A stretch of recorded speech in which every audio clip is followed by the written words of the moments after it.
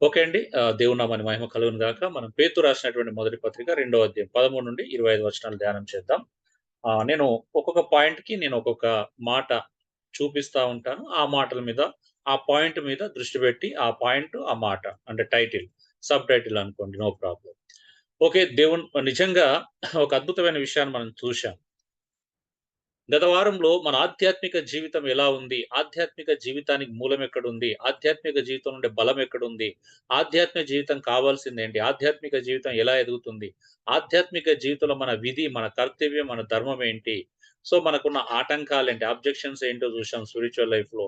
So, మనం ఎందుకోసం పిలువబడ్డాం? మన మన యొక్క ప్రత్యేకమైనటువంటి ఆహ్, హ్మ్. ధోరణి అంటే ఎటువైపు వెళ్ళాలి అనే చాలా విషయాలు మనం అక్కడ చూసాం. ఆ! స్పిరిచ్యువల్ డ్యూటీ చూసాం. స్పిరిచ్యువల్ వార్‌ఫేర్ గూడా చూసాం. సో, ఫైనల్‌గా స్పిరిచ్యువల్ లైఫ్ ఆధ్యాత్మిక జీవితం ఎంత అద్భుతంగా ఉండాలి అనే విషయాన్ని గూడా మనం చూడడం జరిగింది. సో, ఈరోజు మన టాపిక్ పేరు, అంశం పేరు సబ్మిషన్. సబ్మిషన్. లోబడుట, లోబడి ఉండుట, విధేయత చూపుట. సో, సబ్మిషన్ చాలా బలమైనటువంటి మాట. మనకది చాలా బలహీనమైనటువంటి మాట. అంటే సబ్మిషన్ అనేది ప్రపంచంలో ఎవరికీ ఇష్టం లేనటువంటి ఒక మాట.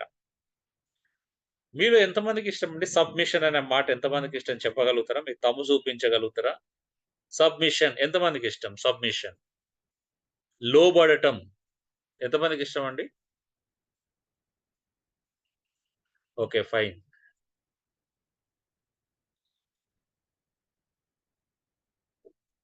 గుడ్. ఇద్దరేనా? ఓకే. నిజంగా బైబిల్ అంతట్లో సబ్మిషన్ గురించి ఎంత తక్కువ మాట్లాడుకుంటే అంటే ఎంత ఎక్కువ మాట్లాడినా ఇంకా మిగిలే ఉంటుంది. ఎంత మాట్లాడుకున్నా మిగిలే ఉంటుంది.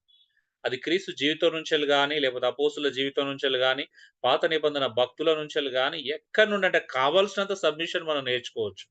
బైబిల్‌లో అడుగడుగున వాక్యంలో మనం సబ్మిషన్, లోబడటం అనే విషయం నేర్చుకోవచ్చు. ఒక భార్య భర్తకెలా లోబడాలి? ఒక పురుషుడు క్రీస్తుకెలా లోబడాలి? సంఘమంతా కలిసి యేసుక్రీస్తుకెలా లోబడాలి? తండ్రైన దేవునికెలా లోబడాలి? వర్క్ చేస్తున్న ప్లేస్‌లో బాస్‌కెలా లోబడాలి? సో, సమాజంలో మనుషులకెలా లోబడాలి? ప్రభుత్వానికి ఎలా లోబడాలి? ఒక సిటిజన్స్‌గా ఈ భూమి మీద బ్రతుకుతున్నటువంటి పౌరులుగా స క నాయకులకు అంటే అధికారులకి పరిపాలించే ప్రభుత్వ అధికారులకు ఎలా లోబడాలి? అంటే అడుగడుగున పిల్లలు తల్లిదండ్రులకు ఎలా లోబడాలి? అవునా? విశ్వాసులు నాయకులకు ఎలా లోబడాలి? హెబ్రీ 13, 17 కదా!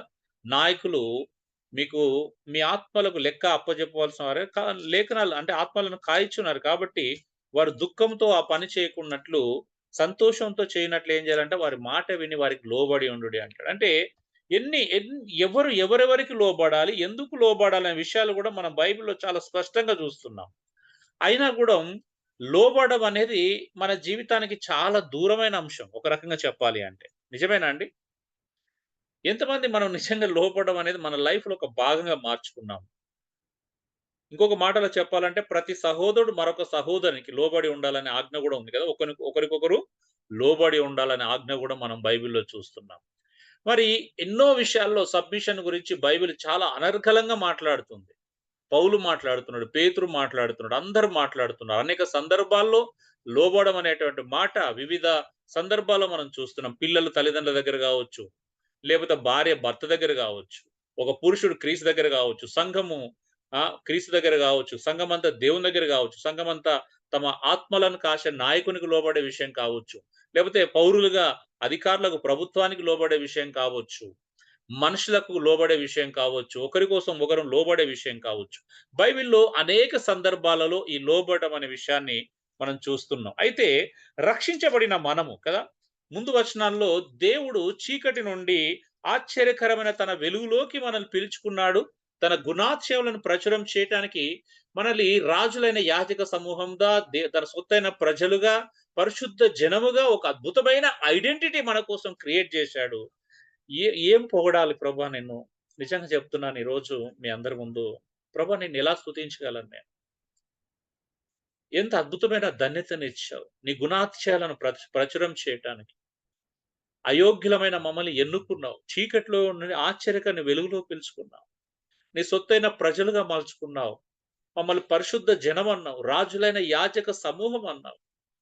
ఇంత అద్భుతం మా కోసం చేశావు ప్రభు అసలు ఏమి ఇవ్వగలుగుతా నీకోసం ఒక్క మాట నువ్వేదైనా చెబితే మేమెందుకు లోబడలేకపోతున్నాం ప్రభా! మాలో ఇంత ఇగో ఉందా? ఇంత భయంకరమైన యాటిట్యూడ్ మేము కలిగి జీవిస్తున్నామా? లేదా ఎవరన్నా మాకేదైనా చెబితే ఆ వ్యక్తిలో లోపాలు వెతికేంత స్వభావం ఒకేళ ఎళ్తుందా మేము? మేము ఎలాంటి స్వభావంతో బ్రతుకుతున్నాం ప్రభా! దయచేసి అందరం పరిశీలన చేసుకుందామండి. ఈరోజు ప్రభువుకు మనం ఎంత దూరం అవుతున్నాం, లోబడే విషయంలో ఎంత జాప్యం చేస్తున్నాం, ఎంత ఏమంటున్నాం అంటే మన హృదయాలు ఎంత కఠినంగా ఉన్నాయో తెలుసా అండి మీకు? మీకు సువార్త చెప్పాలని తెలుసు. సంఘం కోసం బ్రతకాలని తెలుసు. వాక్యం సిద్ధపడాలని తెలుసు. ఆదివారం వస్తే సంఘంలో ఏదో క్షేమాభివృద్ధి కలిగించి ఒక మాట పంచుకోవాలని తెలుసు. బట్ మనం అన్నీ సైడ్ చేసుకుంటున్నాం. అంటే అన్ని విషయాల్లో. సరే, ఇక్కడ లోబడం దేని గురించి మాట్లాడుతున్నాడనే విషయాలను కూడా మనం చూద్దాం. నేను ఒక్కొక్క పాయింట్ మీకు చెప్తా ఉంటాను. 13వ వచనం, 14వ వచనం, 18వ వచనం. ఈ 3 వచనాలు ఎవరికి లోబడాలో చెప్తున్నాయి. ఎందుకు లోబడాలో చెప్తున్నాయి. ఎవరికి లోబడాలో చెప్తున్నాయి. ఎందుకు లోబడాలో చెప్తున్నాయి. నంబర్ 1 పాయింట్ మీకు ఒకవేళ రాసుకుంటే త్వరగా రాసుకోండి. Title submission. ఫస్ట్ పాయింట్ 13, 14, 18 వచనాలు ఏం నేర్పిస్తున్నాయి? సేక్ ఆఫ్ ద లార్డ్ రాసుకోండి. Sake of the lord. ఎందుకు నేను లోబడాలి? నంబర్ 1 ఎందుకు లోబడాలి? నేను అధికారులకు ఎందుకు లోబడాలి?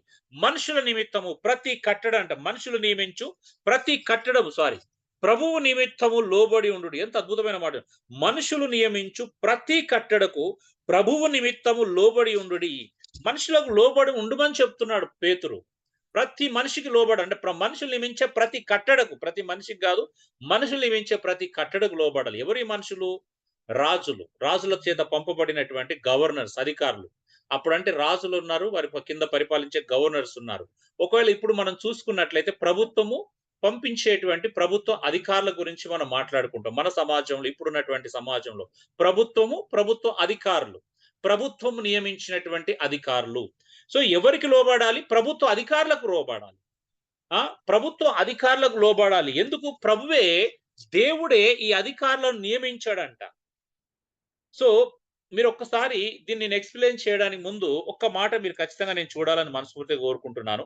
రోమీయులకు రాసిన పత్రిక 13 అధ్యాయం 1-7 వచనాలు మీరు అండర్‌లైన్ చేసుకోండి దయచేసి. ఎందుకంటే ఇవి నా మాటలు కాదు. ఇవి ప్రభువైన యేసుక్రీస్తు చెప్పినటువంటి పరిశుద్ధాత్మ ప్రేరేపణ చేత ఇవ్వబడినటువంటి మాటలు. ఏముంది చూడండి. ఒకసారి 13 అధ్యాయం 1-7 వచనాలు త్వరగా చదవండి. అంటే మనకు సమయం లేదు. నాకు ఇక్కడే బాగా లేట్ అయిపోతుంది. ఒక్కసారి టూకీగా చూడండి. ప్రతివాడును పైన అధికారులకు లోబడి ఉండవలెను. ఏలయనగా దేవుని వలన కలిగినది తప్ప మరి ఏ అధికారమును లేదు. ఉన్న అధికారములు దేవుని వలనే నియమించబడి ఉన్నది. కాబట్టి అధికారమును ఎదిరించువాడు దేవుని నియమమును ఎదిరించుచున్నాడు. ఎదిరించువారు తమ మీదికి తామే శిక్ష తెచ్చుకుందురు. ప్రభుత్వము చేయువారు చెడ్డ కార్యములకే గాని మంచి కార్యములకు భయంకరులు కారు. నీకు మేలు కలుగుటకు అధికారులు దేవుని పరిచారకులు. వారికి భయపడక ఉండ కోరితివా? మేలు చేయము, అప్పుడు వారి చేత మెప్పు పొందుదువు. నీవు చెడ్డది చేసిన ఎడల భయపడము, వారు ఊరకయే ఖడ్గము ధరింపరు. కీడు చేయు వాని మీద ఆగ్రహం చూపుటకై వారు ప్రతీకారము చేయు దేవుని పరిచారకులు. కాబట్టి ఆగ్రహ భయమును బట్టి మాత్రము కాక మనస్సాక్షిని బట్టి లోబడినుట ఆవశ్యకము. ఏలయనగా వారు దేవుని సేవకులై ఉండి ఎల్లప్పుడూ ఈ సేవ యందే పని కలిగి ఉందురు. ఇందుకే కదా మీరు పన్ను కూడా చెల్లించుచున్నారు. కాబట్టి ఎవనికి పన్ను వానికి పన్నును, ఎవనికి సుంకమో వానికి సుంకమును చెల్లించుడి. ఎవని ఎడల భయము ఉండవలెను వాని ఎడల భయమును, ఎవని ఎడల సన్మానము ఉండవలెను వాని ఎడల సన్మానము కలిగి ఉండుడి. అందరికిని వారి వారి రుణములను తీర్చుడి. చాలు చూడండి. పౌలు రాసినప్పుడు చాలా విపులంగా రాశాడు. ఎందుకంటే పౌలుకు ఉన్నటువంటి అవగాహన, మనం చూస్తాం చాలా సందర్భాలలో. అందుకే చాలా విపులంగా రాశాడు. అలా అని చెప్పేసి పేతురుకి ఏం తెలియదని గాదు. పేతురు రాశాడు. పేతురు గూడా కొద్దిగా రాశాడు. యాజ్ ఇట్ ఈస్‌గా మీరు అదే లాస్ట్ వచనం మనం చూసినప్పుడు ఇక్కడ 17వ వచనం గమనిస్తే మీరు అందరిని సన్మానించుడి, సహోదరులను ప్రేమించుడి, దేవునికి భయపడి రాజును సన్మానించు. అంటే అక్కడ ఎవరికి సన్మానం ఉండవలనో, ఎవరి పట్ల భయం ఉండవలనో, ఎవరిని ప్రేమించాలో, అవన్నీ ఎవరికి ఏం చేయాలో అది చేయాలని పౌలు గూడా అక్కడ చాలా స్పష్టంగా, సుస్పష్టంగా రాయడం మనం గమనిస్తాం. చూడండి, ప్రతి అధికారి దేవుని చేత పంపబడిన వాడే. ప్రతి అధికారి దేవుని చేత పంపబడిన వాడే. అంత మాత్రమే కాదు, అధికారులను బైబిల్ ఏమని చెప్తుందంటే, వాళ్ళు గూడా దేవుని పరిచారకులని చెప్తుంది. దేవుని దాసులు వాళ్ళు గూడాను దేవుని సేవకులని చెప్తుంది. ఓకే. ఆయన క్రిస్టియన్ అని చెప్పట్లేదు. ఈ భూమి మీద ఏ అధికారం ఉన్నా గూడా అది అంటే దేవుడు నియమించిన అధికారమే. దేవుడు వాళ్ళని పరిచారకులుగా చూస్తున్నాడు. ఒకవేళ అధికారులను ఎదిరించడం అంటే ఎవరిని ఎదిరించినట్టండి? దేవుణ్ణి ఎదిరించినట్టే. మీకు ఆల్రెడీ నేను రోమపత్రిక 13వ అధ్యాయం మీద ఇంతకుముందు నేను మాట్లాడాను కాబట్టి కొంచెం దాన్ని ఎక్కువ ప్రొలాంగ్ చేయట్లేదు. సో, ఇక్కడ మనం చూద్దాం. చూడండి, ఏ అధికారమైనా గూడా దేవుని దగ్గర నుండొచ్చింది. అధికారాన్ని తృణీకరించడం అనేది దేవుణ్ణి ధిక్కరించడం లాంటిది. నిజమా కాదా? మీరు నమ్ముతారా? ఆఫ్‌కోర్స్ మనము ట్రాఫిక్‌లో గాని, లేకపోతే ముగ్గురిని ఎక్కించకపోవడం గావచ్చు, లేకపోతే హెల్మెట్ ధరించే విషయం కావచ్చు, మనం చాలా విషయాలలో అధికారులను రెస్పెక్ట్ చెయ్యం కదా! అధికారులకు లోబడం. మా దగ్గర ఆ ట్రాఫిక్ మైక్ పెట్టుకొని అరుస్తా ఉంటాడు. "అరే! హెల్మెట్ పెట్టుకోండిరా బాబు! రెడ్ సిగ్నల్ పడినప్పుడు అది దాటకండ్రా బాబు" అని అరుస్తూనే ఉంటాడు. మేబీ అందులో ఎంతమంది క్రైస్తవులు కూడా ఉంటారో మనకు తెలియదు. ఎంతమంది దాన్ని పాటిస్తారో లేదో తెలియదు. సో, సిగ్నల్ పడినప్పుడు ఆ పెడెస్ట్రియన్ దాటొద్దు అనంటే వాళ్ళు పెడెస్ట్రియన్స్ ఇటు సిగ్నల్ పడితే అటు దాటుతా ఉంటారు. అంటే వాళ్ళకి గ్రీన్ సిగ్నల్ పడితే ఆళ్ళు వెహికల్స్ ఎళ్తా ఉంటాయి. ఇలా దాటుతా ఉంటారు. నేను సుచిత్ర సర్కిల్‌లో చూస్తా ఉంటాను. ఆశ్చర్యం అనిపిస్తది. నేను నా భార్య పోతే అక్కడే నిలబడి ఉంటాం. ఇటు ఇటు సిగ్నల్ రెడ్ సిగ్నల్ పడేంత వరకి. సో, ఎంత వరకు పడితే అంతవరకే దాటాలి. ఇటు పడినప్పుడు ఇటు దాటాలి. ఇటు రెడ్ పడితే ఇటు దాటాలి. అటు రెడ్ పడినంత అటు అంతవరకు దాటాలి. సో, చాలా సార్లు మనం చిన్న చిన్న విషయాల్లోనే దేవుడిని ధిక్కరిస్తా ఉంటాం. తెలుసా అండి మీకు? దేవుడిని ధిక్కరిస్తా ఉంటాం. మీరనుకున్నారు మేము లోబడతాం దేవునికి అన్ని విషయాల్లో అనుకుంటాం. No, no, no. నేను యాక్సెప్ట్ చేయను. మనం చాలా విషయాల్లో దేవునికి లోబడం. చాలా విషయాల్లో మనం ధిక్కరిస్తాం. చాలా విషయాల్లో మనం యాటిట్యూడ్ చూపిస్తాం. చాలా విషయాల్లో మన రీజన్స్ మనం వెతుకుంటాం. చాలా విషయాల్లో మన కారణాల కోసం మనం బ్రతుకుతా ఉంటాం. చాలా విషయాల్లో మన మైండ్‌కు ప్రాధాన్యత ఇస్తాం. చాలా విషయాల్లో మనం చాలా నిర్లక్ష్యం చేస్తా ఉంటాం. ఎందుకు మరంత యాటిట్యూడ్ ఎందుకు? మనం క్రీస్తు దగ్గరికొచ్చినప్పుడు చావాలి గదా! ప్రభు దగ్గరికొచ్చినప్పుడు మనం తగ్గించుకోవాలి గదా! ప్రభువే చెప్పిండు అధికారులనే వాళ్ళు దేవుని చేత పంపబడినటువంటి పరిచారకులని, దాసులని. ఒకవేళ నువ్వు అనుకుంటావు, నేను వానికేంది భయపడేదని ఒకవేళ నీలో ఆ యాటిట్యూడ్ ఉందనుకో, భయపడకు. ఎవరు భయపడమంటున్నా అన్నీ చక్కగా పెట్టుకో. హెల్మెట్లు ధరించు. ఇద్దరు పెట్టుకోమంటే ఇద్దరు పెట్టుకో. లైసెన్స్ పెట్టుకో. ఇన్స్యూరెన్స్ పెట్టుకో. భయపడకు. నేనెవరు భయపడమంటున్నారు? నీకు భయపడడం ఇష్టం లేకపోతే అన్నీ కరెక్ట్ ఉండు. ఒకవేళ కరెక్ట్ లేదనుకుంటావు భయపడు. మనస్సాక్షిని బట్టన్నా భయపడాలంట. అయ్యో! నేను తప్పకుండా ఈ పరిస్థితిలో ఎళ్ళాల్సొస్తుంది. దేవుడు నన్ను శిక్షిస్తాడు. ఈ అధికారులను పట్టుకుంటే నేను లోబడాలి. నేను అనుకుంటాను తెలుసా ఎప్పుడన్నా అంటే నేను పొరపాటు చేయను మాక్సిమము. ఒకవేళ అలాంటి పరిస్థితి వస్తే గూడా ఈవెన్ మేము ఒకసారి సురేష్ మేము అట్లా వెళ్తున్నప్పుడు ఎన్ని సార్లు లోపల ప్రార్థన భయపడి ప్రభా! మేము తప్పు చేస్తున్నాం. ఎక్కువ ఒక అంటే కెపాసిటీ కంటే ఎక్కువ మందిని కూర్చోబెట్టుకున్నాం. పిల్లలున్నారు. మమ్మల్ని క్షమించి ఇగ తప్పదు మేము ఇలా ప్రయాణం చేయాల్సిందే. అంటే ఆ భయం ఎన్ని సార్లు ప్రార్థన చేసుకున్నాం ఆ జర్నీలో. సో, మనసాక్షిని బట్టి భయముండాలి. ఎందుకంటే తప్పదు. కొన్ని సార్లు ఈ సమాజంలో బ్రతుకుతున్నప్పుడు నేను తప్పు చేయమని చెప్పట్లేదు. ఇలాంటివి కొన్ని అంటే మనం చేయాల్సొచ్చినప్పుడు జాగ్రత్త అంటే ఆ మనసాక్షిని భయం ఉండాలి. ఒకవేళ ఆళ్ళు పట్టుకుంటే నన్ను క్షమించయ్యా అని ఆ స్వభావం ఉండాలి. నేను తప్పట్లేదయ్యా అంటే వాళ్ళు నిజంగా క్షమాపణ వేడుకుంటే కొంతమంది మంచోళ్ళుంటే క్షమిస్తారు, వదిలేస్తారు. మనం ధిక్కరించేసినామనుకో వాడు ఫైన్ రాసి లేకపోతే కేస్ రాసిండనుకో ఇదంతా నాన్‌సెన్స్ అవుతుంది. ఏదైనా గావచ్చు మీరు చాలా విషయాలున్నాయి పరీక్షించుకోవడానికి. అది పన్ను కట్టే విషయం గావచ్చు, కరెంట్ బిల్ విషయం గావచ్చు, లేకపోతే ఎన్ని విషయాల్లో గూడా మనం చాలా విషయాల్లో ఎలా ప్రవర్తిస్తున్నాం? మనం ఏం కాదులే అని వదిలేస్తున్నామా? మనం ఎలా ప్రవర్తిస్తున్నాం? అధికారులను ఎలా డినై చేస్తున్నాం? ఒకసారి ఆలోచించండి. ఇక్కడ సేక్ ఆఫ్ ద లార్డ్ నేనేమంటున్నాడు, సరే వీళ్ళందరికి ఎందుకు లోబడాలి? వాళ్ళ మొఖాలు చూసి లోబడమనట్లేదు బైబిల్. వాళ్ళ ప్రవర్తనను చూసి లోబడమని చెప్పట్లేదు. వారు మంచోళ్ళో, చెడ్డోళ్ళో చూసి లోబడమనట్లేదు. ఎలా లోబడమంటుంది? ప్రభువు నిమిత్తం సేక్ ఆఫ్ ద లార్డ్. ప్రభువు నిమిత్తం లోబడి ఉండండి. ప్రభువు కొరకు లోబడి ఉండండి. అంతేగాని వాళ్ళ యాటిట్యూడ్‌ని బట్టో, వాళ్ళ బీజేపీ ప్రభుత్వం మాకు జగన్ ఇష్టం లేదు. జగన్ ప్రభుత్వానికి ఎందుకు నేను లోబడాలా? సో అండ్ సో నాకు చంద్రబాబు అంటే అభిమానం. నేను చంద్రబాబు ప్రభుత్వం వస్తేనే మాట వింటాను. నేను ఈ జగన్ ఇష్టపడను. లేకపోతే నాకు చంద్రబాబు అంటే అసహ్యం. నేను జగన్‌కే లోబడతాను. ఏంది అంటే అంటే క్రైస్తవులు కూడా యాటిట్యూడ్ మన సమాజంలో చూస్తున్నాం. ఫేస్‌బుక్‌ల ద్వారా వాళ్ళు వ్యక్తపరిచే విషయాలను కూడా చూస్తున్నాం. అసలు తెలుసా అండి మీరు ఇప్పుడు నెక్స్ట్ బీజేపీ రాకూడదు. బీజేపీ ఆ బిల్లు చేస్తుంది, ఈ బిల్లు చేస్తుంది అని ప్రపంచ క్రైస్తవంతా ఇప్పుడు గగ్గోలు పెడుతుంది. దాని మీద వీడియోలు చేస్తున్నారు. డిస్కషన్ చేస్తుంది. ఆ మత మార్పిడి బిల్లు తీసుకొస్తుంటే ఎందుకు భయపడాలండి మనం? నిజంగా చెప్పండి. మత మార్పిడి బిల్లు తీసుకొస్తే మనకు నిజంగా భయపడాల్సిన అవసరం ఉందంటారా? మీరు చెప్పండి ఒకసారి. హలో! లేదన్న, అవసరం లేదు. ఒకవేళ అది గాని జరిగితే ప్రభు చిత్తం లేకుండానే, దైవ ప్రమేయం లేకుండానే ఆ బిల్లు పాస్ అవుతదని అనుకుంటున్నారా మీరు? హలో! పాస్ అవుతే దేవుని చిత్తమేనన్న.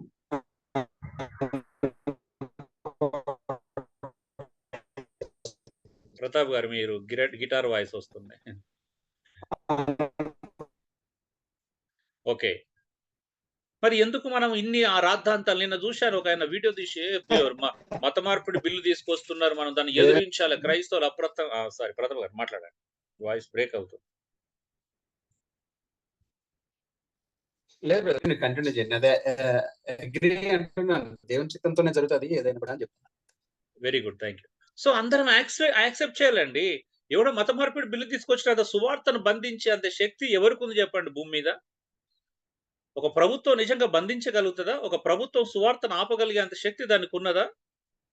చేసుకొని మత మార్పిడి వీళ్ళు బలవంతంగానో బయట ఏమైనా చేస్తే మంచిదే కదా ఆపితే. సువార్తను ఎవడు ఆపగలుగుతాడండి? సువార్తను ఎవరు ఆపగలుగుతారు? అసలు కనీసం మన దేవుని యొక్క శక్తి ఎంత ప్రభావితమైనది. దైవిక కోణంలో ఆలోచించినప్పుడు ప్రతి అధికారం దేవుని దగ్గర నుండి వచ్చినప్పుడు ఆయనకు కదా మనం లోబడాల్సింది. ఎందుకు భయపడుతున్నావు నాకు అర్థం కావట్లేదు. క్రైస్తవ సమాజం ఎందుకు ఉలిక్కి పడుతుంది ఏదైనా బిల్ అనగానే? క్రైస్తవ సమాజం ఎందుకు గగ్గోలు పెడుతుంది? ఈరోజు మనం చూస్తుంటే నేను సోషల్ మీడియాలో నవ్వాలో ఏడవాలో అర్థం కాదు. ప్రభా ఎందుకు వీళ్ళకి ఒక్కరికి విశ్వాసం లేదు, నీ మీద రెస్పెక్ట్ లేదు. చేసుకొని ఏ అపోస్తులు తిరుగుబాటు చేసిరండి? ఎవరు తిరుగుబాటు చేశారు? ఏ కాలంలోనైనా ప్రార్థన చేసుకోకుండా పాత నిబంధన కాలం నుంచి వెళ్ళి దానియేలు ప్రార్థన చేసుకుంటే అతను ప్రార్థన చేసుకోకూడదని కుట్రవన్నీ మరి చేశారు. అయిందా? షద్రక్ మేషక్ అబేద్నెగో మీద కుట్రబన్ని చేశారు. అయిందా? హామాను కుట్రబన్ని మనం ఎంతో ఏం జరిగింది? హామాను కుట్ర ఫలించిందా? అరే మన మీద ఎంతమంది అంత ప్రపంచం అంతా ఏకమయ్యి కుట్ర పన్నినా ఏం జరగదని నేను నమ్ముతాను. నిజంగా ఈ విశ్వాసం మీ లోపల ఉందా? ఎంతమందికి ఉంది? హలో!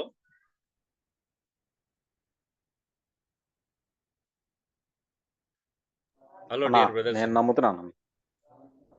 ఓహ్! సురేష్ లేడా? ఓకే. సో, ఎవరేం చేయగలుగుతారండి మనల్ని? కుట్ర పన్నని కుట్రలు దేవుడు కదా విఫలం చేసేది. వాళ్ళు ఎన్ని కుట్రలు పన్న విఫలం చేయడానికి దేవుడు ఉండగా, నువ్వు నేనెందుకు ఫైట్ చేయాలి? మన పనేదో మనం చేసుకుంటూ వెళ్ళాలి. మన భక్తిని మనం కాపాడుకోవాలి. మన విశ్వాసాన్ని మనం కాపాడుకోవాలి. మన పని మనం చేయాలి. మన శిష్యులను తయారు చేసే పనిలో, సంఘానికి క్షేమాభివృద్ధి కలిగించే పనిలో, సువార్త ప్రచురించేటువంటి ఆ ఇండివిడ్యువల్ గాస్పెల్ ఉండాలి. అవును. ఇండివిడ్యువల్‌గా ప్రకటిస్తాం. పబ్లిక్ ఎందుకు ప్రకటిస్తామండి మీటింగ్‌లో వాళ్ళు పెట్టుకోనివ్వకపోని సమాజంలో. ఎందుకండి ప్రతి అధికారం అందుకే మనం అధికారులకు లోబడండి ఏముంది? సువార్తనైతే ఆటంకపరిచారు. మనం సువార్త విషయంలో అంత కంగారు పడాల్సిన అవసరం అయితే నాకు లేదంటున్నాను నేను. అందుకే రాజు అందరికీ అధిపతి హ్మ్. అనియు నాయకులు దుర్మార్గులకు ప్రతిదండన చేయుటకు, సన్మార్గుల మెప్పు కలుగుటకును రాజు వలన పంపబడిన వారిని వారికి లోబడి ఉండాల. ఎవరికి లోబడి ఉండాలి? ప్రతి అధికారికి మనం లోబడి ఉండాలి. ఎందుకంటే వాళ్ళు చెడ్డవాళ్ళని శిక్షిస్తారు. మంచి వాళ్ళకు మెప్పు కలిగిస్తారు. మెచ్చుకుంటారంట ప్రతి అధికారి. ఆఫ్‌కోర్స్ మన చుట్టూ ఉన్నటువంటి ప్రపంచంలో కొంతమంది మనం ఎన్ని జాగ్రత్తలు తీసుకున్నా ఎవడో ఒకడు కొంతమంది డిఫరెంట్ పర్సన్స్ ఉంటారు. వాళ్ళ విషయంలో దేవునికి అప్పగించుకోవచ్చు. కానీ ఎక్కువ శాతం మన దగ్గర అన్ని కరెక్ట్ ఉన్నాయనుకో ఎవరు ఏం చేయలేరు కదా! మనల్ని నిజం చెప్పాలంటే. అతడు ఒకవేళ దుర్మార్గ వ్యక్తి అయినా హృదయంలో వేరే స్వభావం చెడ్డవాడైన స్వభావం ఉన్నప్పటికి కూడా మన దగ్గర అన్ని కరెక్ట్ ఉంటే ఏం చేయగలుగుతాడు చెప్పండి? వాళ్ళకి కూడా భయం ఉంటది ఎంతో కొంత. సో, ఏం చేయలేరు. ఒకవేళ మనం తిరుగుబాటు చేసి ఏమైనా గట్టిగా మాట్లాడితే వాళ్ళ యాటిట్యూడ్, వాళ్ళ అధికారాన్ని దుర్వినియోగం చేసే పరిస్థితులు ఉండొచ్చు. ఉంటాయి ఖచ్చితంగా. సో, మనం జాగ్రత్తగుండి మనం అన్నిట్లో కరెక్ట్ ఉన్నంత సేపు మనకు ఎవరు ఏం చేయగలుగుతారు చెప్పండి? సో, కాబట్టి ఏమంటున్నాడు? కాబట్టి మీరు 13, 14, 18 వచనం కూడా చూడండి. ఎవరికి లోబడాలి? 18 వచనం. సాత్వికులైన పనివారులారా మంచివారును సాత్వికులైన వారికి మాత్రమే కాక ముష్కరులైన మీ యజమానులకు పూర్ణ భయముతో లోబడి ఉండాలి. చెడ్డవారికి కూడా లోబడి ఉండాలి. సో, అనవసరమైనటువంటి అంటే మనం మంచోడైతేనే లోబడి ఉండాలనే కట్టుబాటు పెట్టుకోకూడదు. మన యజమానులు చెడ్డవాళ్ళైనా ఇంకా లోబడమంట. ఎక్కువ భయంతో లోబడి ఉండాలంట. మరి మనం ఏం చూస్తున్నాం? హ్మ్. ఒక వ్యక్తికి లోబడే దగ్గర వ్యక్తి దగ్గర గుణం చూస్తున్నామా, క్యారెక్టర్ చూస్తున్నామా, ఏం చూస్తున్నాం? మన పై ఆఫీసర్ అయినప్పుడు ఖచ్చితంగా మన అఫీషియల్స్ లోబడి ఉండాల్సిందే. అంటే ప్రభుత్వంలోని అధికారులకు లోబడాలి. నువ్వు ఎంప్లాయ్‌మెంట్ ఎక్కడన్నా జాబ్ చేసిన చోట అది నువ్వు ప్రైవేట్ అయినా, ప్రైవేట్ సెక్టర్ అయినా, గవర్నమెంట్ సెక్టర్ అయినా, సెంట్రల్ గవర్నమెంట్ అయినా, స్టేట్ గవర్నమెంట్ అయినా నీ అధికారికి నువ్వు లోబడి ఉండాలా. మా మా ఏజ్ మా ఏ మేనేజర్ మంచోడు కాదన్నా అందుకే నేను లోబడి ఉండట్లేదు అని అంటావా? బైబిల్ అలా చెప్పట్లేదు. నీ యజమాని మంచోడా? చెడ్డోడా? మంచోడైతే లోబడు, చెడ్డోడైతే లోబడకు. ప్రభుత్వ అధికారులు మంచోళ్ళైతే లోబడండి, చెడ్డోళ్ళైతే లోబడకూడదని చెప్పట్లేదు. సో వాళ్ళు ఎవరైనా వాక్యం ఏమని చెప్తుంది అని అంటే వారికి లోబడాలి. ఎవరి కోసం? ప్రభువు నిమిత్తము. ఎవరి నిమిత్తం లోబడై ఉండాలా? నువ్వు వారికి లోబడుతున్నావు అంటే నీ ఇగో తగ్గించుకుంటున్నావు, లేకపోతే నిన్ను డినై చేసుకుంటున్నావు అంటే కారణం ప్రభువు. నువ్వు ప్రభు కొరకే లోబడుతున్నావు, అంతమించి వేరే లేదు. సో ఆ యాటిట్యూడ్, ఆలోచన మనం 24 గంటలు కలిగి ఉండాలి. యెస్, వాళ్ళని చూస్తే నేను లోబడలేను, కానీ మీకు ఎందుకు లోబడుతున్నా అంటే నేను ప్రభు కొరకే లోబడుతున్నాను అనేటువంటి ఆలోచన విధానం నువ్వు ఎప్పుడు కూడా కలిగి ఉండాలండి. లేకపోతే క్రైస్తవ జీవితానికి అర్థం ఉండదు. ఆదివారం 2 గంటలు సహవాసం చేస్తే, భక్తి చేస్తే, పాటలు పాడితే అది ఎప్పటికి కూడా క్రైస్తవ జీవితం కానే కాదు. సమాజంలో మనం ఎలా బ్రతకాలో క్రైస్తవ జీవితం నేర్పిస్తుంది. సంఘంలో ఎలా బ్రతకాలో నేర్పిస్తుంది. కుటుంబంలో ఎలా బ్రతకాలో నేర్పిస్తుంది. ఉద్యోగం చేసే చోట ఎలా ఉండాలో నేర్పిస్తుంది. ఒక పౌరునిగా సమాజంలో ప్రభుత్వం పట్ల ఎలా ప్రవర్తించాలో నేర్పిస్తుంది. అంత అద్భుతమైనది క్రైస్తవ జీవితం అంటే. సో కాబట్టి సేక్ ఆఫ్ ద లార్డ్ అనేది మనం ఫస్ట్ పాయింట్ చూస్తున్నాం. రెండోది 15, 16, 17 వర్షాలు మనం గమనించుదాం. 15, 16, 17 రెండో పాయింట్. సర్వెంట్స్ ఆఫ్ గాడ్ గా బిహేవ్ చేద్దాం. మనం దేవుని సేవకులమైన విషయాన్ని నమ్ముదాం. మనం దేవునికి దాసులై ఉండకూడదాం. మనం దేవుని దాసులమని దేవునికి లోబడి ఉండడం అనేది మనం చూద్దాం. 15వ వచనం నుంచి గమనించండి. ఏమన్నాడు? ఏలే అనగా మీరు ఇట్లు యుక్త ప్రవర్తన గలవారై అజ్ఞానంగా మాట్లాడు మూర్ఖుల నోరు మూయట దేవుని చిత్తం. స్వతంత్రులయుండియు దుష్టత్వమును కప్పిపెట్టుటకు మీ స్వాతంత్రమును వినియోగపరచుకొనక దేవునికి దాసులమని లోబడి ఉండండి. ఎవరికి దాసులమని లోబడి ఉండాలా? దేవునికి దాసులమని. అందుకే అందరిని సన్మానించండి, సహోదరులను ప్రేమించండి, దేవునికి భయపడి రాజులను సన్మానించండి. సో ఫుట్ నోట్లు ఏమో చూడండి. యుక్తమైన ప్రవర్తన అంటే ఏంటిదంటే మేలు చేయవారై ఉండాలి. అంటే ఈ సమాజంలో మనం బ్రతుకుతున్నప్పుడు ఎలా ప్రవర్తించాలో చెప్తున్నాడు. అంటే మన ప్రవర్తన ద్వారా మనల్ని పాయింట్ అవుట్ చేసేటువంటి, మనల్ని వేలెత్తి చూపించేటువంటి, మనల్ని నిందించడానికి ప్రయత్నం చేసే వ్యక్తి యొక్క నిందను మనం ఏం చేయాలంట? మన ప్రవర్తన ద్వారా మేలు చేసి ఏం చేయాలంట? వాటిని నోరు మూయించాలంట. అలా నోరు మూయించడం దేవుని చిత్తం. అంటే ఈ భూమి మీద సమాజంలో అన్యులు గాని, ప్రభుత్వ అధికారులు కానీ, ఈ సమాజంలో ఉన్న వాళ్ళు మనల్ని ఏలెత్తి చూపించిన వాడు నోరు మూసుకొని ఉండాలంట ఒక రోజు. దేన్ని బట్టి? నీ యుక్తమైన ప్రవర్తన. యుక్తమైన ప్రవర్తన అంటే ఫుట్ నోట్‌లో ఏముంది? మేలు చేసే ప్రవర్తన. నువ్వు వాళ్ళకి మేలు చేసే విధంగా ఉంటే, నీ ప్రవర్తన సరిగా ఉంటే వాళ్ళే నీకు తల వంచుతారు. లేకపోతే వాళ్ళు నోరు మూసుకొని కూర్చుంటారు. ఎంతకాలం నీ మీద అజమాయి చెలాయించగలుగుతారు చెప్పండి? మన ప్రవర్తన సరిగా ఉన్నప్పుడు, మన క్యారెక్టర్ బాగున్నప్పుడు, సమాజంలో మన యాటిట్యూడ్ బాగున్నప్పుడు ఎవరు మనల్ని ఏం చేయలేరు. సో దేవుని చిత్తం ఏంటంటే ఇక్కడ వాళ్ళను నోరు మూయించడం దేవుని చిత్తం. ఎలా? మన ప్రవర్తన ద్వారా, మన యాటిట్యూడ్ ద్వారా, మన క్యారెక్టర్ ద్వారా, మన మీద వాళ్ళు వేలెత్తి చూపించే ప్రతిదీ అబద్ధం అని తెలియాలి. నిన్న కూడా మనం చూసాం. గత వారంలో ఏమన్నాడు? అన్యజనులు మనల్ని ఏ విషయంలో దుర్మార్గులని దూషిస్తారో ఆ విషయంలోనంటే దర్శన దినమున మన మీద అపనింద వేయి వారు సిగ్గుపడినట్లు వారి మధ్యలో సత్ప్రవర్తన కలిగి జీవించాలంట. మన మీద నింద వేయవాడు సిగ్గుపడాలండి. అలా బ్రతుకుతున్నాం మన సమాజంలో.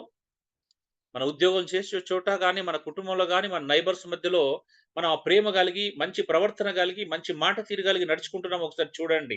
ఈవెన్ ప్రభుత్వానికి లోబడడం ద్వారా, ఇతర విషయాలు మన బాస్‌కు లోబడడం ద్వారా, మనం పనిచేసే చోట మన యొక్క సబ్మిషన్ ద్వారా దేవుని మనం గనపరచగలుగుతున్నామా? ఎందుకు గనపరచాలి? మనం దేవునికి దాసులమని లోబడి ఉండాలా. మనం మనుషులకు దాసులం కాదు. మనం మనుషులకు లోబడట్లేదు. నువ్వు లోబడిన ప్రతిసారి దేవునికి లోబడుతున్నావు. ఓ భార్యగా నువ్వు భర్తకు లోబడిన ప్రతిసారి దేవునికి లోబడుతున్నావు. ఓ భర్తగా, ఒక పురుషునిగా నువ్వు క్రీస్తుకు లోబడిన ప్రతిసారి నువ్వు దేవునికి లోబడుతున్నావు. పిల్లలుగా మీరు తల్లిదండ్రులు లోబడిన ప్రతిసారి నువ్వు దేవునికి లోబడుతున్నావు. విశ్వాసులుగా మనం నాయకులకు లోబడిన ప్రతిసారి దేవునికి లోబడుతున్నాం. పౌరులుగా మన ప్రభుత్వానికి లోబడిన ప్రతిసారి మనం దేవునికి లోబడుతున్నట్టు. ఒక ఎంప్లాయీగా మన బాస్‌కు లోబడుతున్నాం అనంటే అది మనం దేవునికి లోబడుతున్నట్టు. మనం దాసులం ఎవరికండి? దేవునికి. మనం మనుషులకు దాసులం కాదు. ఈ భూమి మీద ఎవరికి దాసులు కాదు. సో ఈ సమాజంలో ఏ విశ్వాసి మాకు దాసులు గారు.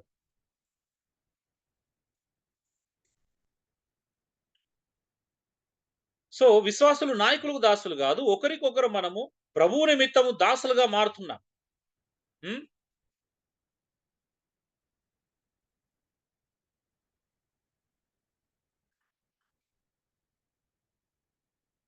సో కాబట్టి ఎందుకు మనకింత అది? ఎందుకు మనం ఇంతగా కఠిన హృదయులం అవుతున్నాం?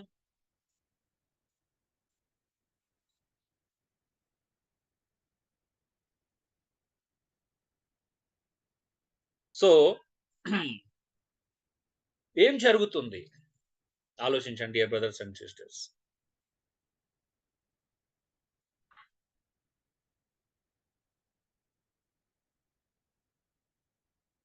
నమ్ముతున్నారా మనం దేవునికి దాసులం మాత్రమే అని?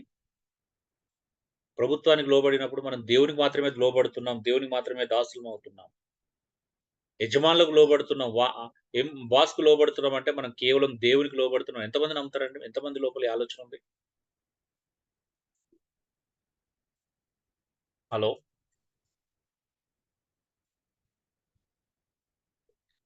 మీరు పని చేస్తున్న చోట ఎవరికన్నా బాస్‌కు లోబడినట్టు ఎవరికి లోబడినట్టండి?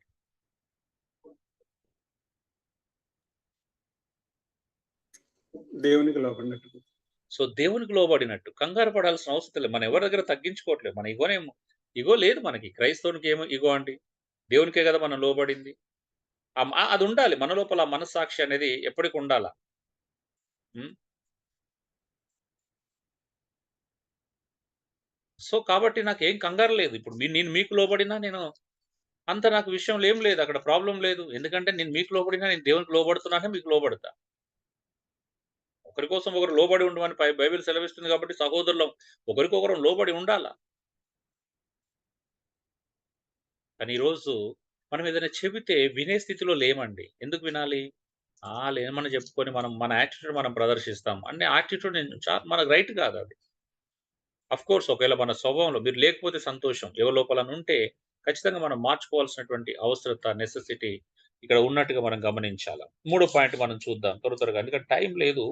సో 19, 20 వచనాలు మనం గమనించుదాం. సుప్రీం కాల్ 19, 20 వచనాలు మూడో పాయింట్ సుప్రీం కాల్ అని మీరు రాసుకోగలచ్చు. ఎందుకంటే ఎవడైనను అన్యాయముగా శ్రమ పొందుచు దేవుని గూర్చిన మనస్సాక్షి కలిగి దుఃఖము సహించిన యెడల అది హితమగును. తప్పిదమునకై దెబ్బలు తిన్నప్పుడు మీరు సహించిన యెడల మీకేమి ఘనము? మేలు చేసి బాధపడినప్పుడు మీరు సహించిన యెడల అది దేవునికి హితమగును. ఇందుకొరకు మీరు పిలువబడితిరి అంట. ఎందుకోసం మనం పిలువబడ్డాం? అంటే దేవుడు మనకు ఒక ఉన్నతమైనటువంటి, శ్రేష్టమైనటువంటి, సర్వశ్రేష్టమైన పిలుపునిచ్చాడు. ఆ పిలుపు ఏంటిది? సుప్రీం కాల్ లాంటిది. నేనంటే దాన్ని సుప్రీం కాల్ అని పెట్టుకున్నాను. ఎందుకు అనంటే ఏంటిది ఆ సుప్రీం కాల్ అనంటే దేవుని దగ్గరకొచ్చిన ప్రజలు, దేవుని నమ్మిన ప్రజలు, విశ్వసించినటువంటి విశ్వాసులు ఈ సమాజంలో ఎలా బ్రతకాలంటే మేలు చేసి కీడు అనుభవించాలంట. మంచి చేసి దెబ్బలు తినాలంట. మంచి చేసి తన్నులు తినాలి. మంచి చేసి తిట్లు తినాలా? అలా చేస్తేనంటే అది దేవునికి హితమవుతుందంట. అందుకోసం మనం పిలువబడ్డాం. మనం ఈ భూమి మీద మంచి చేసి చెడు అనుభవించడానికి పిలువబడ్డాం. మేలు చేసి కీడు అనుభవించడానికి మనం పిలువబడ్డాం. క్షేమం కలిగించి శ్రమ అనుభవించడానికి మనం పిలువబడ్డాం. ఇది ఎంతో ఉన్నతమైన పిలుపు. ఇది అందరికి దక్కేది కాదు. మరి ఈ పిలుపును మనం ఎలా నిర్లక్ష్యం చేస్తున్నాం? ఇంత శ్రేష్టమైన పిలుపును మీరు ఎందుకు కాదనంటున్నారు? మంచి చేద్దాం. మన పట్ల కీడు చేసిన వారి పట్ల కూడా మంచి చేద్దాం. అదే కదా! అలా చేస్తే దేవునికి మేలు కలుగుతుంది. మీ మేలు గురించి ఆలోచించకండి. మీ మేలు గురించి ఆలోచిస్తే ఎవరికి లాభం అండి? ఆఫీస్‌లో గాని ఎవరైనా తప్పిదానికి దెబ్బలు తింటే, లేకపోతే పొరపాటు చేసి మన ప్రమోషన్ క్యాన్సెల్ అయితే, లేకపోతే మన ఇంక్రిమెంట్ క్యాన్సెల్ అయితే దానివల్ల ఎవరికి ఘనత? తప్పు చేసి మనం పనిష్మెంట్ ఇవ్వబడితే ఎందుకు దానివల్ల ఎవరికి లాభం? ఎవరికి లాభం లేదు. నువ్వు మంచి చేసి కూడా నువ్వు శిక్ష అనుభవించు. అప్పుడు దేవునికి అది హితం అవుతుంది. ఎందుకంటే ఈ భూమి మీద నువ్వు నేను బ్రతకాల్సిన దేవుని హితం కొరకండి. ఆయన క్షేమం కొరకు, ఆయన మేలు కొరకు, ఆయన నామ ఘనత కొరకు మనం అందరం బ్రతకాలి. అందుకోసమే మనం పిలువబడ్డామంట. సహించడానికి పిలువబడ్డాం. మంచి చేసి కీడును సహించడానికి పిలువబడ్డాం. మేలు చేసి బాధను సహించడానికి మనం పిలువబడ్డాం. అందుకే సహించడం నేర్చుకుందాం. మనలో ఎవరైనా మనకు బాధ కలిగిస్తే ఓర్చుకుందాం. మనలో ఎవరు అన్యులు గాని, సమాజంలో ఉన్నవారు గాని, క్రైస్తవుడైనందుకో లేకపోతే యేసు ప్రభువును వెంబడిస్తున్నందుకే మనకి ఇంకా ఎక్కువ నష్టాలు కలిగినందుకు దాన్ని సహించడం నేర్చుకోండి. అది ధన్యత అది. ఎందుకంటే అదే నీ పిలుపు. అలా సహించడమే నీ పిలుపు. ఎక్కడ యేసు ప్రభు మీకు ఎలాంటి శ్రమలు రావు, మీరు ఎలాంటి సమస్యలు ఎదుర్కోరని చెప్పలే. యేసు ప్రభువును వెంబడిస్తే అనేకమైన శ్రమలు కలుగుతాయి, అనేకమైన హింసలు ఉంటాయి, అనేకమైనటువంటి న్యాయం కోసం, నీతి కోసం బ్రతుకుతున్నప్పుడు చాలా కష్టాలు ఉంటాయి. ఇదే పేతురు మన ముందు వచనాల్లో మనం చూస్తే ముందద్దెలో చెప్తుంటాడు. అంటే క్రీస్తు యేసునందు మనం మంచిగా బ్రతకాలనుకుంటే ఖచ్చితంగా హింస పొందుతాం. సద్భక్తితో బ్రతకనిర్దేశిస్తే హింస పొందుతాం. మన భక్తి సద్భక్తేనా? మంచి భక్తి ఇది చేయాలని ఆశపడుతున్నామా లేదా? మీరు ఆ రిఫరెన్స్ కూడా చెక్ చేసుకోండి ఒకసారి. హ్మ్. సరే క అవుతదా మన వల్ల? ఇలా బ్రతకడం అవుతదా అని ప్రశ్నించుకుంటున్నారా? అవుతుంది. ఎందుకు అవుతుందో తెలుసా? 4 పాయింట్ మీకు చెప్తున్నాను. Set an example. యేసు ప్రభు మనకు ఒక అద్భుతమైన మాదిరిని ఉంచిపోయాడు. అందుకే అవుతుంది మనకి. చూడండి ఎలా ఉంచిపోయాడంట? క్రీస్తు కూడా 21, 22 వచనాలు. క్రీస్తు కూడా మీ కొరకు బాధపడి మీరు తన అడుగు జాడల యందు నడుచుకున్నట్లు మీకు మాదిరి ఉంచిపోయెను. ఎంత అద్భుతమైన మాట అండి 21 వచనం. 4 పాయింట్. Set an example. యేసుక్రీస్తు మనకు ఒక అద్భుతమైన మాదిరి ఉంచిపోయాడు. యేసుక్రీస్తే మనకు అన్ని విషయాల్లో ఒక ఎగ్జాంపుల్. యేసుక్రీస్తే మనకు అన్ని విషయాల్లో ఒక మాదిరి. నువ్వు ఏ బ్రతుకు బ్రతకాలనుకున్నది నీతి కలిగిన బ్రతుకు, పరిశుద్ధత కలిగిన బ్రతుకు, ఈ భూమి మీద నువ్వు ఎలా బ్రతకాలో ప్రతి బ్రతుకుకు నాకు క్రీస్తే మాదిరి.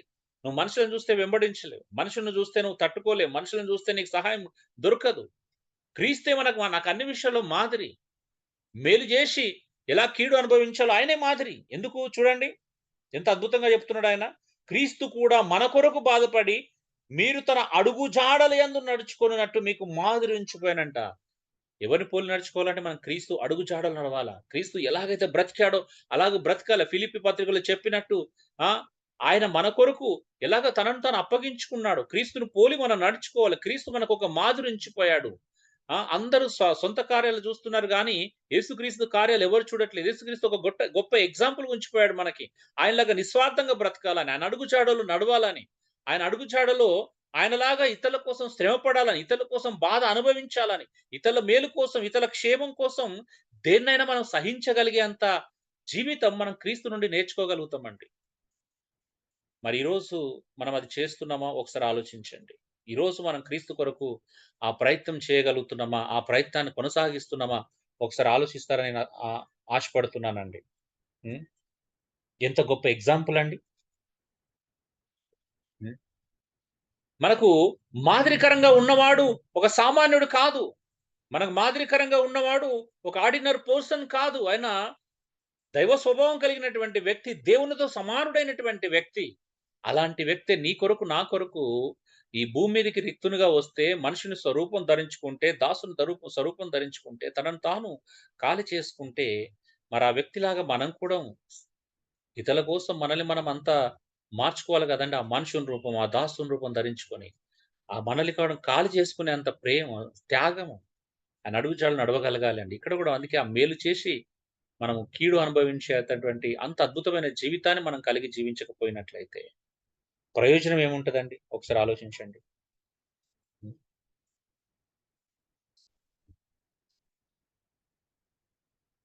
ఐదో పాయింట్ సిన్‌లెస్ 22, 23 వచనాలు. సిన్‌లెస్. ఎలాంటి వ్యక్తి ఆయన? నీ కొరకు శ్రమ పడిన వ్యక్తి ఏంటిదంటే చూడండి 23 వచనం నుంచెల్లి. సారీ 22 వచనం. ఆయన పాపము చేయలేదు. ఆయన నోటను ఏ కపటము కనబడలేదు. ఎలాంటి మాదిరి? ఎంత మాదిరి అంటే పాపము లేనటువంటి మాదిరి చూపించిపోయాడు. ఆయనలో పాపము లేదు. ఏ కపటము లేదు ఆయన నోట నుంచెల్లి. మన నోరు తెరిస్తే అబద్ధాలు, నోరు తెరిస్తే వేషధారణ, నోరు తెరిస్తే ఎలాగా మనము ప్రజల్ని నమ్మించాలని చూస్తా ఉంటాం. ఇంకా ఆయన దూషింపబడియు బదులు దూషింపలేదు. ఆయన శ్రమ పట్టబడియు బెదిరింపక న్యాయముగా తీర్పు తీర్చు దేవునికి తన్ను తాను అప్పగించుకొనెను. వావ్! మనకు నమ్మకం ఉందా అండి? దేవుడే మన న్యాయకర్త. దేవుడే అన్ని విషయాల్లో మనకు న్యాయం తీరుస్తాడు. క్రీస్తు న్యాయపీఠం ఎదుట మనం అన్యాయం చేయబడము కాబట్టి, ఈ లోకంలో మనం సహించాలి, ఓర్చుకోవాలి, తట్టుకోవాలి, క్రీస్తును పోలి నడుచుకోవాలనే ఆ ఓపిక లేకపోతే ఆ సహనం, ఆ బ్రతుకు మన జీవితంలో ఎందుకు లేదు ఒకసారి ఆలోచించారా ఎప్పుడైనా? ఎందుకంటే దేవుడు మనకి ఏ రకంగానైనా న్యాయం తీరుస్తాడన్నంత విశ్వాసం నిజంగా మనకుందా? మన జీవితంలో ఏం జేసినా దేవుడు మంచే చేస్తాడు. ఆయన ఖచ్చితంగా మనకు న్యాయకర్త. యేసుప్రభు దేవునికి అప్పగించుకున్నాడు. ఎందుకంటే తన జీవితంలో ఏం జరిగినా న్యాయం తీర్చేవాడు దేవుడని నమ్మాడు. తన న్యాయకర్త దేవుడని నమ్మాడు. క్రీస్తుకున్నంతటి అచంచలమైనటువంటి భక్తి, విశ్వాసం, ఒబీడియన్స్ తండ్రి పట్ల ఈరోజు మనకెందుకు కలగట్లేదు? మనల్ని మనం ప్రశ్నించుకుందాం.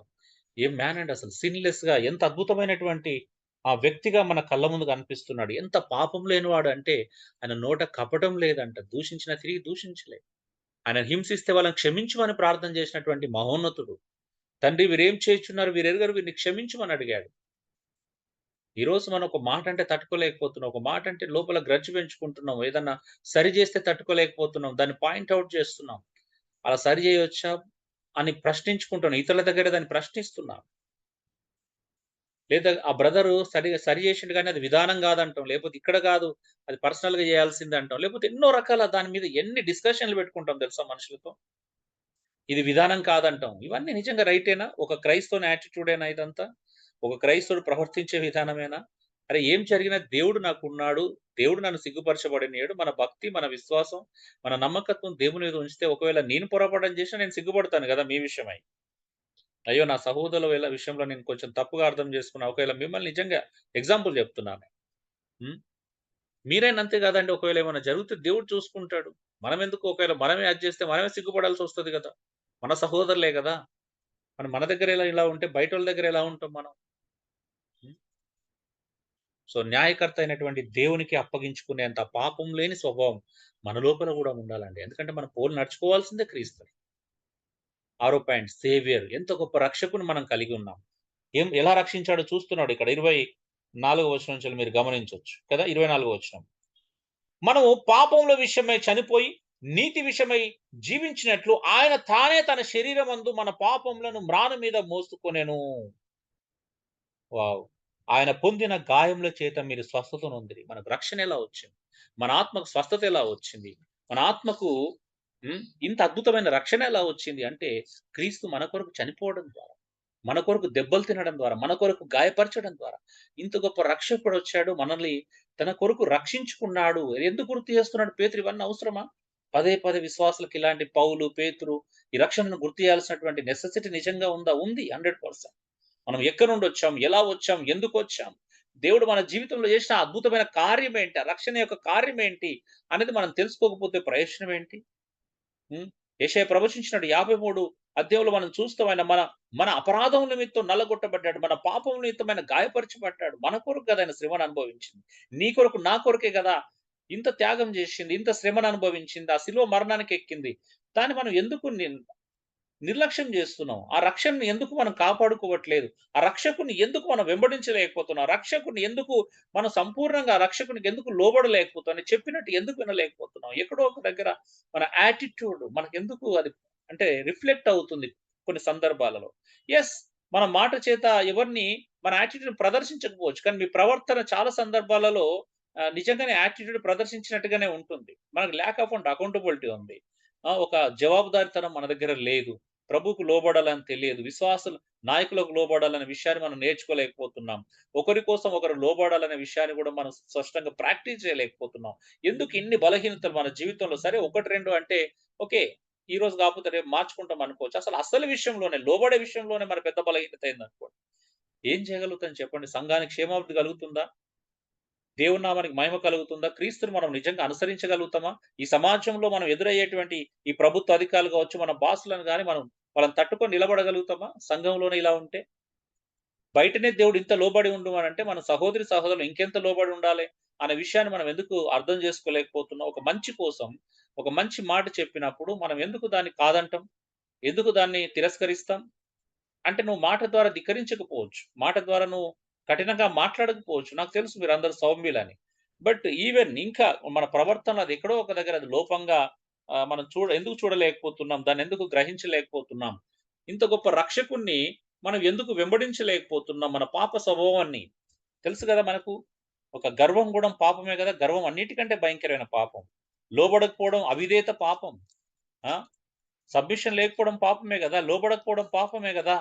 మరి వాటినెందుకు మనం పాపంగా చూడలేకపోతున్నాం? పాపం అంటే ఏదో నేను సిగరెట్ తాగట్లేదు, మందు తాగట్లేదు, నేను సినిమా చూడట్లేదండి, నేను చాలా మంచిగుంటున్నాను. నేను 'జబర్దస్త్' లాంటి సీరియల్ చూడను, నేను చాలా పవిత్రంగా ఉంటాను. అంతేనా భక్తి అంటే అదేనా? మరి లోబడకపోవడం పాపం గాదా? అవిధేయత పాపం గాదా? దాన్నెప్పుడన్నా పాపంగా చూస్తున్నామా మనం?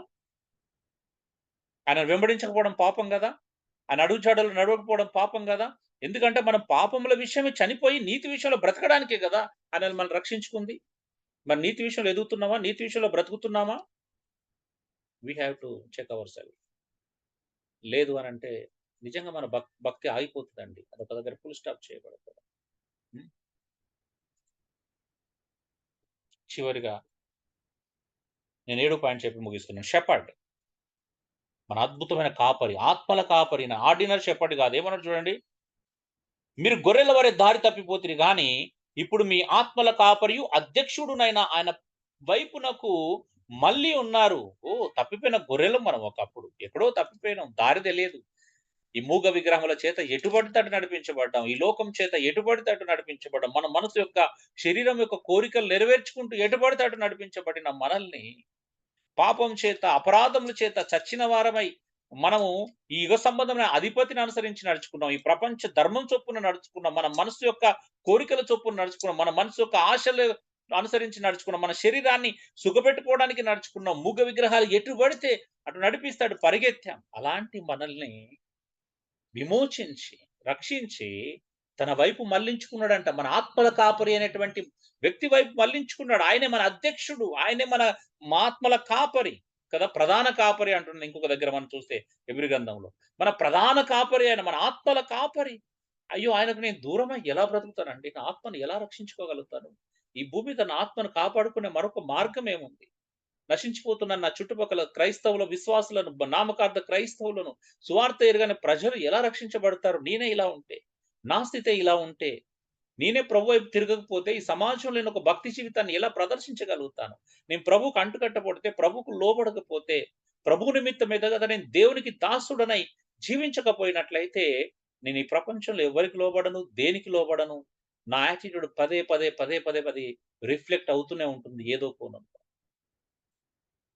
సో నిజంగా మనం సబ్మిషన్ కలిగి జీవిస్తున్నామా? మన క్షేమం కోరి మంచి చెప్పే వారికి మనం లోబడగలుగుతామా? ప్రభుత్వంలో లోబడగలుగుతామా? ఇతర విషయాల్లో మనం లోబడగలుగుతున్నామా? ధిక్కారం ఎంత భయంకరమైన సిన్నో తెలుసా అండి? దేవునికి లోబడకపోవడం ఎంత భయంకరమైన సిన్నో తెలుసు కదా. దేవుని ధిక్కరించి ఏం సాధిస్తామండి? దేవునికి వ్యతిరేకంగా ఉండి ఏం సాధిస్తాం? ఆయన ఇచ్చిన నాయకులకు వ్యతిరేకంగా మనం ఏం సాధించగలుగుతాం? ఎస్, ఆయన నాయకులు ఒకవేళ వారి స్వార్థం కొరకు మిమ్మల్ని వాడుకుంటే ప్రశ్నించండి. దేవుడిచ్చిన నాయకులు ఒకవేళ మిమ్మల్ని మిస్లీడ్ చేస్తే, మిస్గైడ్ చేస్తే ప్రశ్నించండి, తప్పు కాదు. అంతేగాని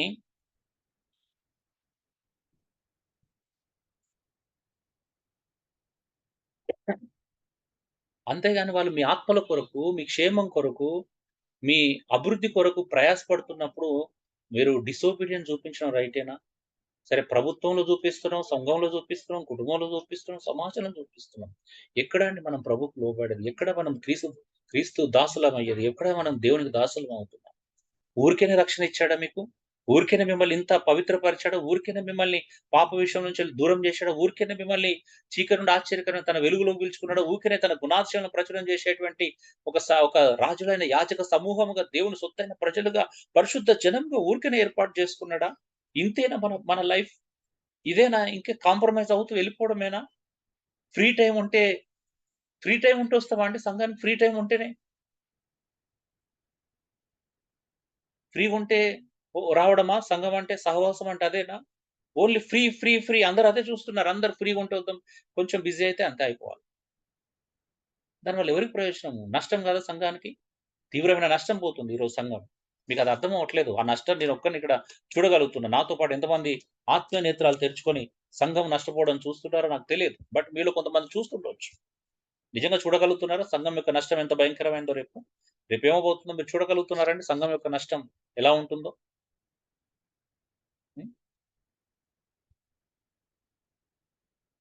మీకు అర్థం కాదండి. నేనేం చేయలేను. ఎందుకనంటే సంఘం నష్టపోబోతుంది త్వరలోనే. అది మీకు రేపు అర్థమవుతది. ఇప్పుడు అర్థం కాకపోవచ్చు. ఈరోజు సంఘం నిర్లక్ష్యం చేయబడితే, దేవునికి లోబడకపోతే, ఏ విషయంలోనైనా గాని సమాజంలో మనం సరిగ్గా బ్రతకట్లేదు. సంఘం కోసం బ్రతకట్లేదు. ఎక్కడ బ్రతకట్లేదు. ఉద్యోగం చేసే చోట సరిగ్గా ఉన్నామో లేమో తెలియదు. ఎవరెలా ఉన్నారో మీకే తెలుసు. మరి ఎక్కడ మనం కరెక్ట్‌గా ఉంది? ఏ ఏరియాలో మనం కరెక్ట్ ఉన్నాం అనుకుంటున్నాం? ఏ ఏరియాలో మనల్ని మనం బాగున్నాం అనుకుంటున్నాం? నిజంగా మనం సెల్ఫ్ రైచియసా? జస్టిఫికేషనా? నిజంగా వాక్యానుసారంగా ఒక్కసారి కంపేర్ చేసుకోండి. ఈ పేతురు రాసిన పత్రిక చదవండి మళ్ళొకసారి. రెండో అధ్యాయం 1 నుండి ఒకసారి 25 వచనాలు మళ్ళొకసారి ధ్యానం చేయండి. నిజంగా మనం అలాగున్నామా? దేవుని గుణాతిశయాలను రిఫ్లెక్ట్ చేస్తున్నామా? దేవుని ఘనపరుస్తున్నామా? ఆయన దాసులుగా చలామణి ఈ లోకంలో మనకు ఆ గుర్తింపు వచ్చిందా? ఒకసారి మిమ్మల్ని మీరు పరిశీలించుకోండి. బ్రతిమలాడుకుంటున్నాను దయచేసి డియర్ బ్రదర్స్ అండ్ సిస్టర్స్. వేడుకుంటున్నాను మిమ్మల్ని. ప్రేమతో వేడుకుంటున్నాను. మనం మారాలి అండి. చాలా ఉంది మార్పు తీసుకొచ్చేది. మనం మారాలి. మార్పు తీసుకురావాల్సిన ఆవశ్యకత. ఎవరికి వారు స్తబ్దుగా, ఎవరి కొరకు వాళ్ళు బ్రతుకుతే అది లైఫ్ కాదండి. మనం బ్రతకాల్సిన ధర్మం ఉంది. బ్రతకాల్సిన కర్తవ్యం ఉంది. మనకంటూ ఒక విధి ఉంది. సమాజంలో ఎలా బ్రతకాలి? సంఘం కోసం ఎలా బ్రతకాలి? దేవుని స్వార్థ నిమిత్తం ఎలా బ్రతకాలి? సంఘ క్షేమం కొరకు ఎలా బ్రతకాలి? సమాజంలో సాక్షులుగా ఎలా బ్రతకాలి? చాలా ఉంది మనకు. అవన్నీ మనం చేయగలకపోతే మన జీవితాలు ఒక రోజు అర్ధాంతరంగా ఉంటాయి. దేవుని ఎదుట నిలబడినప్పుడు బల నమ్మకమైన దాసుడా అనే అద్భుతమైనటువంటి మెప్పుకోలేకపోతే ప్రయోజనం లేదు క్రైస్తవ జీవితాన్ని. దయచేసి దేవునికి మాత్రం శత్రువులు కాకండి. దేవునికి కోపం తెప్పించకండి. ఆయనకు అవిధేయులు కాకండి. మనస్ఫూర్తిగా, స్వచ్ఛందంగా, ప్రేమగా ఆయనకు అప్పగించుకోండి దయచేసి. మీ అద్భుతంగా ఉంటాయి మీ జీవితాలు. ఏం నష్టపోరు. ఏం నష్టపోరు. క్రీస్తు కొరకు నిలబడినోడు ఎవడు కూడా ఎక్కడ సిగ్గుపరచబడడు. అది ఒక రోజు ఘనతగా మారుతుంది. ఈ రోజు సిగ్గు రేపు గొప్ప ఘనతగా మారబోతుంది. ఈ రోజు ప్రజలు మిమ్మల్ని అవమానించవచ్చు, అవాయిడ్ చేయొచ్చు. కానీ దేవుడిచ్చే ఘనత ముందు ఈ అవమానాలన్నీ దిగదూడిపోయాయి. Thank you. God bless you all. అర్థం చేసుకుంటారని ఆశిస్తున్నాను.